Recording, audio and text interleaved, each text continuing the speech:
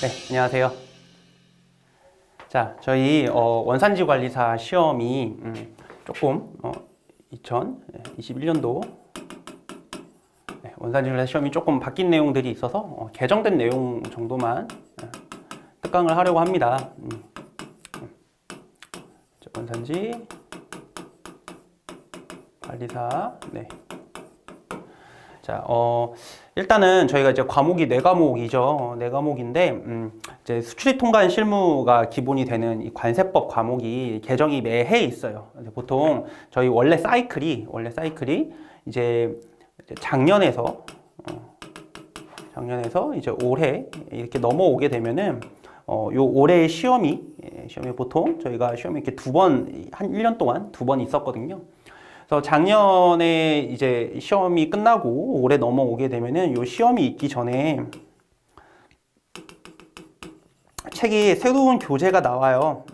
뭐 아시겠지만 저희 기존 강의를 듣고 계신 분들은 교재가 이제 제공해 드리는 교재가 아니라 국제원산지정보원 시험출제기관에서 제공하는 교재를 가지고 저희가 강의를 촬영하게 되는데, 올해는 교재가 발간 계획이 없다라고 합니다.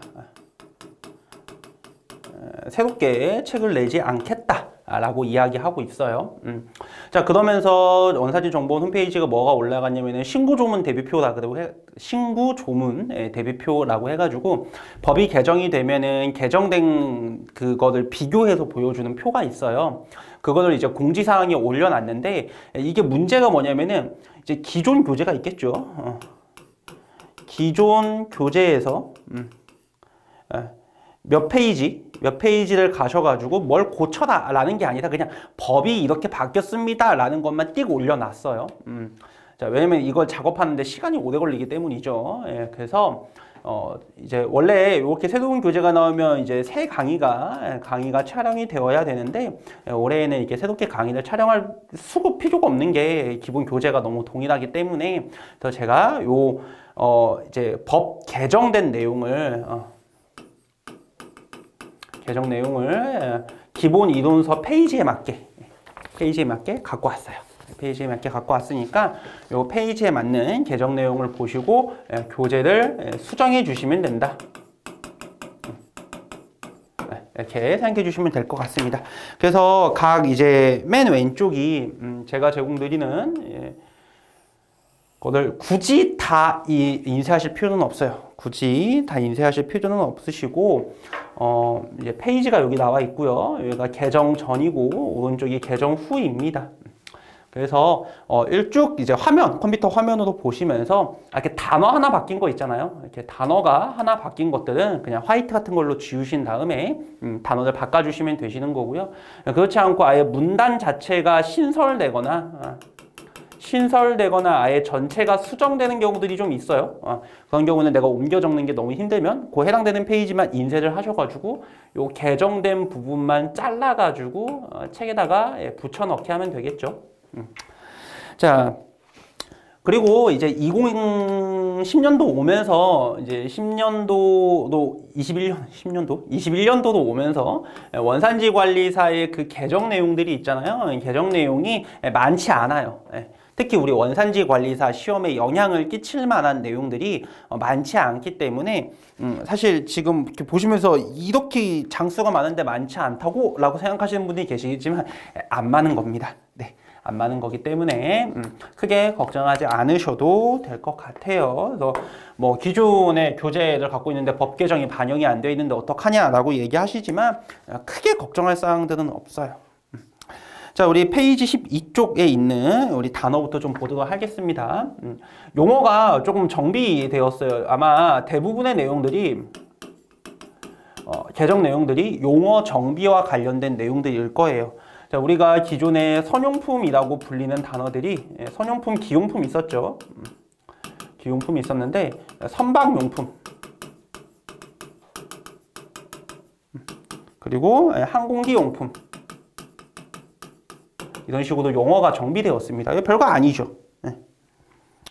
자, 페이지 13페이지도 같은 내용이에요. 같은 내용이고, 페이지 16쪽을 보시면은 이제 외국 무역선을 국제 무역선으로 용어들 조금 더 알기 쉽고 좀 더 직관적이게 개정했다라고 이야기를 하는 겁니다. 외국무역기 같은 경우에는 국제무역기로, 내항선은 국내 운항선으로, 내항기는 국내 운항기로 내용을 바꿨습니다. 용어가 정비된 거기 때문에 크게 뭐 쓰이지는 않을 거고요. 아까 바뀌었다라는 사실만 아시면 되죠. 왜냐면 우리는 객관식 시험이니까요. 그죠? 자, 페이지 이제 넘어가기 전에 몇 쪽이냐? 17쪽하고 114쪽에 나오는데 이제 적하 목록이라는 단어가 한자어다 보니까 어렵다. 그래서 풀었습니다. 적재, 화물, 목록이라고 용어들 역시 개정해서 풀어 있다라는 거라고 보시면 될 것 같고요. 페이지 20쪽에 이것도 뭐 굳이 그렇게 외울 만한 내용은 아닙니다. 기존에는 이제 국가관세 종합정보망 또는 전산처리 설비라고 표현했던 용어들, 국가관세 종합정보망, 연계정보통신망 또는 전산처리 설비 이렇게 해서 연계정보통신망이라는 단어가 이제 추가되었다라는 거 정도로만 그냥 한번 보고 넘어가시면 됩니다. 자, 페이지 56쪽에 조정관세의 부과대상 니은이 나와 있는데 그 끝에 보시면 유한 천연자원의 보존이라고 나와 있는데 유한이라는 단어를 한계가 있다는 거잖아요. 유한. 이거를 너무 어렵다. 한자어다. 그래서 한정된이라고 우리가 조금 더 한글로 바꿔준 거죠. 자, 페이지 72쪽도 마찬가지입니다. 우리가 납세 의무자들 이야기를 할 때에는 수하인이라고 보통 부르잖아요. 수하인. 이것도 한자어다. 그래서 물품 받는 사람 이라는 용어를 쓰긴 하는데 뭐 사실 다른 계정보다는 저는 요 계정이 조금 마음에 안 들어요. 제 개인 의견. 업계에서는 많이 쓰는 용어인데 이거를 갑자기 법령에서 이렇게 바꿔버리면은 용어가 불일치가 좀 발생이 됩니다. 자, 그리고 체납처분이라는 용어들, 체납처분에다가 뭐 단어들이 많이 붙죠. 체납처분비라든지 뭐 체납처분금이라든지 뭐 이런 것들이 용어가 붙는데 이 체납처분이라는 용어가 너무 어렵다라고 해서 이제 강제징수라는 단어로 바뀌었다라고 보시면 되겠습니다. 제가 체납처분이라는 거는 우리가 세금을 내지 않는 당사자한테, 세금을 내지 않는 사람한테 예의 명의로 된 재산을 팔아치워서 세금을 메꿔 넣는 걸 제가 체납처분이라고 말씀을 드렸었어요. 그것들을 우리가 이제 강제징수라고 부른다라는 거고요. 페이지 78쪽에 그래서 양도담보권자의 납세 의무에서 체납처분이라는 단어가 굉장히 많이 등장해요. 그래서 이 체납처분이라는 단어를 강제징수라고 계속 바꾸는 겁니다. 그래서 위에서 하나, 둘, 셋, 네 번째 줄 다 강제징수라는 용어로 바꾼 거고요. 자, 우리가 납세고지라는 단어가 있었는데 세금 내라고 고지하는 거죠. 이거를 납부고지라고 용어가 바뀌었습니다. 굳이 바뀌긴 했는데 뭐 디테일하게 제가 공부를 안 해서 그런지 몰라도 왜 바꾼지 모르겠어요. 네.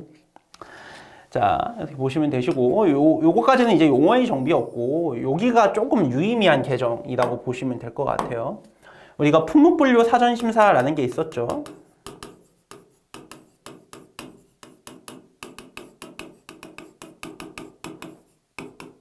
그쵸? 자, 품목분류 사전심사, 품목분류에 대해서 질의를 하게 되면 유효기간이 몇 년이었어요? 기존에 3년이었었죠. 근데 이러한 3년이라는 유효기간의 내용이 바뀌어서 품목분류가 변경되기 전까지는 유효하다라고 바뀌었어요. 유효기간이 따로 관세청장이 이거 품목분류 바뀌었어 라고 변경 고시나 뭐 이런 거 하기 전까지, 변경되기 전까지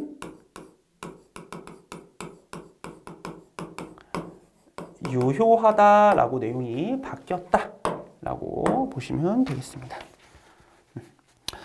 자, 그래서 105쪽과 106쪽에 이어지는 이 납세고지와 납부고지라는 단어들이 계속 개정이 되는 겁니다. 그래서 납세고지서, 뭐 납부고지서 이렇게 바뀌는 겁니다. 납세고지사항을 납부고지사항으로 바꾼다든지 용어가 정비된 겁니다. 그 아래 칸 107쪽도 마찬가지이고요. 127, 128, 129에 우리가 가산세를 계산할 때 기간이자가 납세고지일로부터 납세고지서에 따른 납부기간은 제외한다라는 내용이 나와 있는데 납부 납부 고지일로부터 납부 고지서에 따른 납부 기한까지 기간은 제외한다라고 이렇게 단어가 바뀐 것뿐이에요. 사실 이거는 굳이 공부하지 않아도 읽으면 이해가 되기 때문에 크게 어렵지는 않게 느껴지실 겁니다. 하나 더 보실게요. 이거 좀 중요해서 색깔을 좀 바꿔서. 자, 우리가 관세부과학원에 제척기간이 있었죠. 그쵸?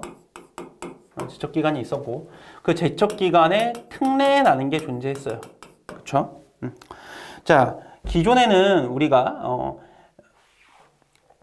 해당 결정, 판결, 회신 일로부터 1년짜리가 있었고 어떤 결정 통지 뭐 이로부터 2개월짜리가 있었죠. 그래서 제가 보통 설명드릴 때 1번부터 5번까지는 이제 이건 1년 동안 특례 기간을 가진다. 6번과 7번은 2개월 동안 특례 기간을 가진다라고 되어 있는데 이거를 조금 더 명확하게 조금 더 크게 바뀐 내용은 없어요. 조금 더 이거를 명확하게 하기 위해서 개정이 좀 이루어졌습니다. 그래서 기존에 1년이라고 그냥 묶여 있었던 이의신청 심사청구 심판청구에 대한 결정, 감사원법 심사청구에 대한 결정, 행정소송법에 따르는 판결, 소송에 대한 판결에 대한 결정, 압수물품에 반한 결정, 그리고 원산지 검증에 대해서 이제 회신이라고 되어 있는데 이 원산지 검증 회신이 따로 빠져나왔어요. 그래서 기존의 1번부터 4번까지는 이렇게 묶어버린 다음에 결정 판결로부터 1년 이렇게 묶어버리고 5번이 이 원산지 검증이었었잖아요. 이 원산지 검증에 대해서는요. 회신일로부터 1년이었는데 이걸 조금 더 명확하게 어떻게 명확하게 해줬냐면은 자, 회신받은 날 또는 회신기간이 법에서 정하고 있는 원산지 증명서의 진위 여부에 대해서 질의를 요청하게 되면은 회신을 해줘야 되거든요. 우리 FTA 특례법에서 배웠었죠. 자, 회신 기간 종료일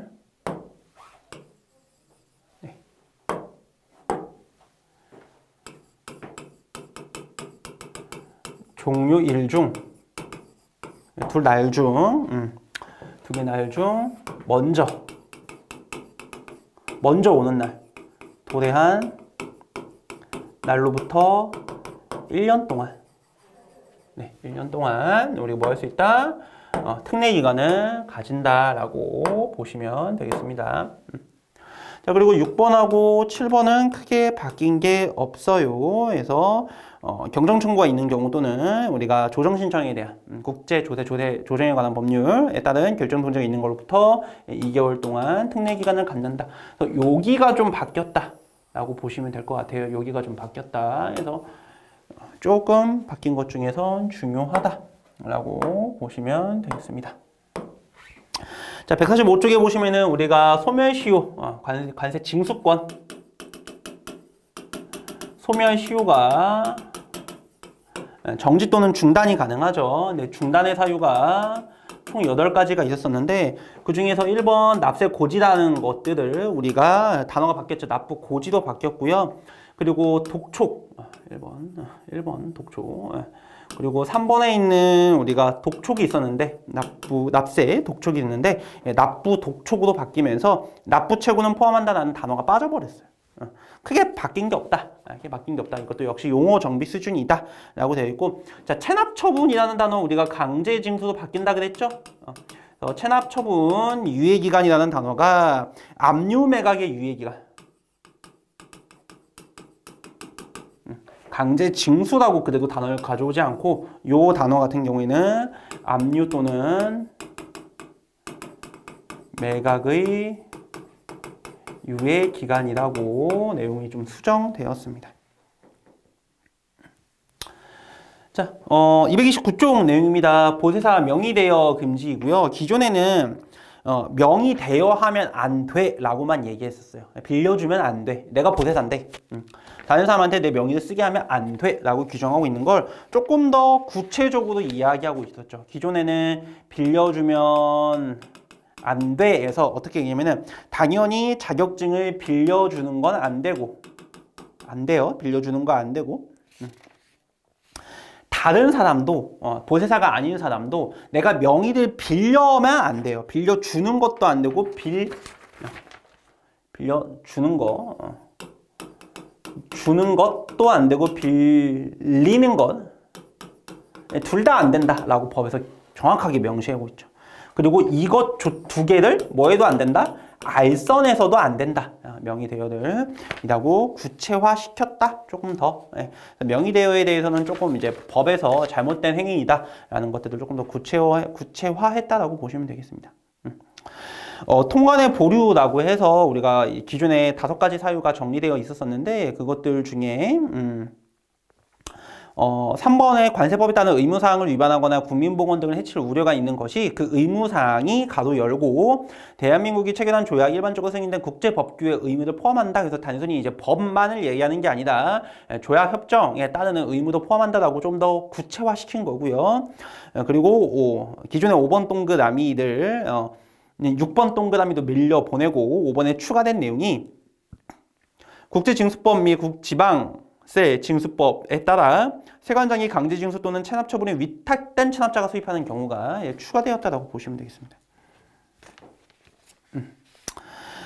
그리고 168쪽에 나와 있는 내용이 그나마 조금 요것들 중에 이제 몇 개 안 중요하죠. 계속 제가 노란색으로 많이 안 썼죠. 보세구역 반입명령과 관련해서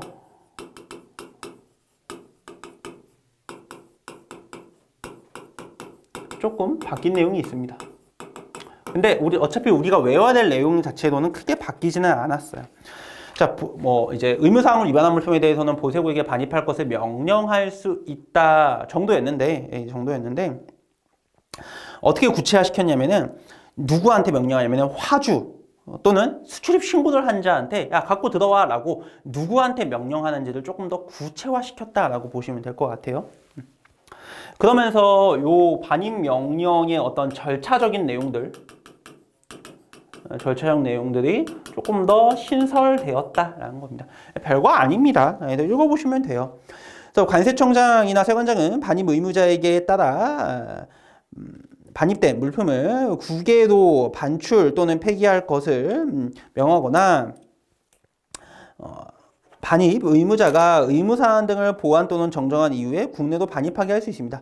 반출 또는 폐기에 드는 비용은 반입 의무자가 부담한다는 거죠. 그러니까 우리가 보세구역 반입명령이라는 제도가 지식재산권을 위반하거나 아니면 원산지 표시를 위반하거나 하는 국내에 있는 물건들을 보세구역으로 갖고 들어오세요라고 명령을 내리는 제도잖아요.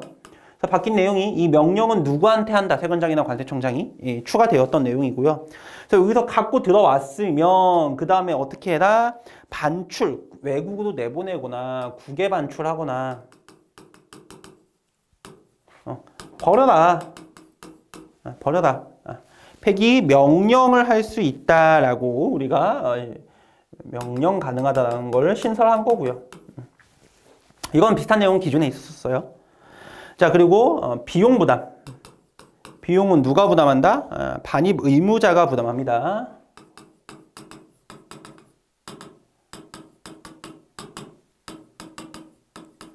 여기서 반입 의무자라고 하면 누구를 말하는 거냐면은 화주 또는 그 명령을 받은 수출입 신고인을 얘기해요. 반입된 물품이 국외로 반출 또는 폐기되었을 때는 당초에 수출입 신고는 수리가 취소된 것으로 봅니다. 그리고 관세 환급합니다.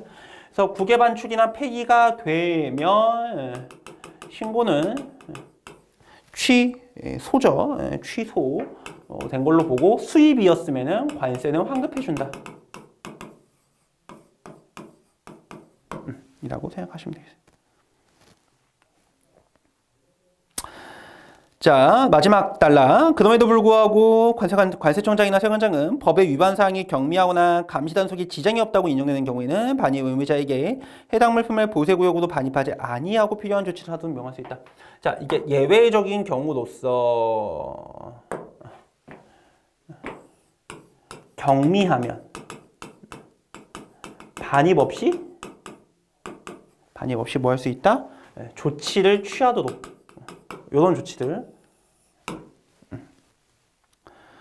자, 필요한 조치를 취하도록 명령할 수 있다는 거죠. 근데 국외반출은 명령하진 않을 거고요. 아마 폐기명령과 관련된 거일 거예요. 국외반출 명령하려면 보세구역이 있어야죠.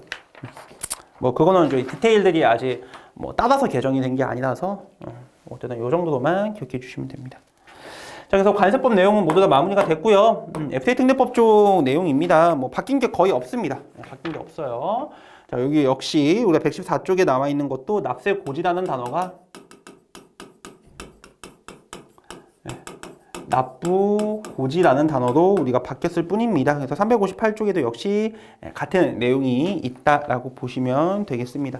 그리고 작년 이제 20년도에 말씀을 계속 드렸던 내용인데 올해도 유지되는 내용입니다.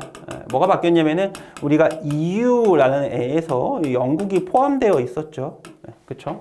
21년도 01월 1일을 기점으로 이제 기존의 한 EU FTA에서는 영국이 제외되었고요. 영국이 제외되었고 한 영국 FTA가 발효되었습니다. 한 영국 FTA가 발효되었어요. 자, 그래서 요 영국 FTA가 우리가 하나 더 추가되었다. 그러면 협정 개수가 한 개가 늘어났는데 협정국은 동일하겠죠. 네, 동일합니다. 자, 그러면은 우리가 한 영국 FTA가 새롭게 발효되었으니까 뭔가 새롭게 암기해야 되는 내용이 있나요? 공부해야 되는 내용이 있나요? 라고 물어보실 경우가 많은데 동일합니다. 한 영국 FTA라고 해서 영국이 그냥 따로 빠졌을 뿐이지 우리가 시험 목적상으로 나오는 원산지증명서 유효기간이라든지 검증에 따른 회신기간이라든지 원산지증명서 양식이라든지 이 모든 내용들이 기존의 EU가 갖고 있던 내용들하고 동일하다라는 거입니다. 그냥 EU에서 영국이 빠진 거고 별도의 FTA가 체결되었다 정도만 기억하시면 되시고 기존에 영국이 만약에 문제가 나왔어 라고 하면은 그 가로 닫고 이렇게 밑에다가 EU라고 쓴 다음에 내가 EU 외우고 있던 걸 가지고 시험을 보시면 되는 거예요. 간단하죠? 자, 이렇게 해서 마무리했고요. 제가 파일을 2개를 드릴 건데 기본 자, 우리 기본서가 있고요. 문제집이 있죠. 그리고 요약집이 있어요. 자, 어떤 경우는 이것만 들고 계시는 분도 있고 어떤 분들은 이렇게 들고 계시는 분이 있죠. 당연히 사실 얘네 2개 대해서는 제가 계정 정오표를 드릴 수가 원래는 없어요. 왜 없냐면은 제가 얘네들 교재를 원본으로 파일로 이제 검색을 할 수 있는 파일로 갖고 있는 게 아니잖아요. 저도 교재 일일이 다 찾아가지고 해당되는 페이지 다시 찾아가지고 이렇게 해야 돼서 작업 시간이 굉장히 좀 오래 걸렸습니다. 그래서 개정되는데 된 거에 비해서는 제가 이제 강의 올려드리는 게 조금 시간이 걸리긴 했는데 어찌됐든 기본서는 제가 정오표 드렸죠. 제공이 이루어졌고요. 문제집은 제가 할 수가 없어요. 네, 문제를 일일이 다 봐야 되는데 뭐 사실 문제집 자체가 기존의 문제집 자체가 개정이 반영을 못하고 있어요. 다시 좀 글씨 좀 깔끔하게. 그래서 기존의 문제집 자체도 개정을 반영하고 있지 않기 때문에 우리는 항상 얘를 기준으로 학습하셔야 됩니다. 내가 학습했던 거하고 문제집하고 좀 뭔가 다른데? 라고 하시면 뭐 하시냐면 되냐면 질문 게시판 이용해서 질문 주세요. 해결하시고 가시라는 겁니다. 근데 기본서하고 문제집하고 내가 봤던 게 다른데 하면 뭐가 맞는 거예요? 기본서가 맞는 거예요. 그리고 문제집에 보시면 여기 이제 몇 회차, 몇 번 이렇게 나오죠. 요 회차가 옛날 거일수록 문제가 잘못됐을 가능성이 매우 높습니다. 개정된 거를 반영을 못하고 있는 겁니다. 자, 요약집은 당연히 제가 만든 거고요. 만든 거니까 당연히 정오표 제공되겠죠. 그래서 지금 드린 게 원산지관리사 요약집 정오표입니다. 그래서 요약집 정오표 파일은 요약집 정오표를 갖고 계신 분들만 갖고 계신 분들만 요거 다운 받으셔서 요약집 수정해 주시면 되시는 거고, 아니다 나는 요약집을 들고 있지 않습니다 라고 하시는 분들은 필요 없는 파일이겠죠. 그죠? 제가 누누이 말씀드리지만 요약집 같은 경우에는 선택적으로 구매하시라고 말씀드렸었어요. 자, 그래서 이렇게 해서 내용 모두 정리됐고요. 예, 우리 앞전에 말씀드렸던 내용인데 이거 말씀드린 거 깜빡했어요. 자, 올해 2021년도인 경우에는요, 시험이 2번이 아니라 시험 딱 한 번 봅니다. 지금 제가 정확한 날짜를 외우지를 못하겠는데 7월 달이었던 걸로 기억을 해요. 시험 기회가 한 번밖에 없으니까 조금 열심히 해주시고, 새로운 교재가 나오지 않았다라는 거, 그래서 기존 오히려 더 좋은 거라고 좀 애매하긴 한데 어디다가 방점을 두느냐에 따라 좀 달라지긴 하지만 뭐 교재값이 어찌됐든 안 들어갔으니까요. 혹시 작년부터 교재를 들고 계신 분들은요, 새롭게 교재 구매하신 분들한테는 좀 짜증나는 일이고, 작년부터 공부를 해오셔서 지금 이제 다시 봐야 되시는 분들한테는 뭐 나름 교재값이 안 드니까 긍정적으로 작용할 수 있겠네요. 자, 이렇게 해서 우리가 원산지관리사 특강 모두 마무리하도록 하겠습니다. 품목분류하고 제가 담당하지 않는 품목분류하고 원산지 결정기준 쪽에서는 개정사항이 거의 없다시피 합니다. 아마 영국 정도만, 지금 제가 담당하는 게 아니라서 교재에 있는 영국이 추가된 내용 말고는 우리가 법적으로는 개정된 내용이 없어요. 법적으로는 개정된 내용이 없기 때문에 영국 정도만 추가적으로 학습 정도 해주시면 될 거라고 돼요. 정일영 선생님하고도 얘기하고 말씀드리는 겁니다. 자, 고생 많으셨습니다. 감사합니다.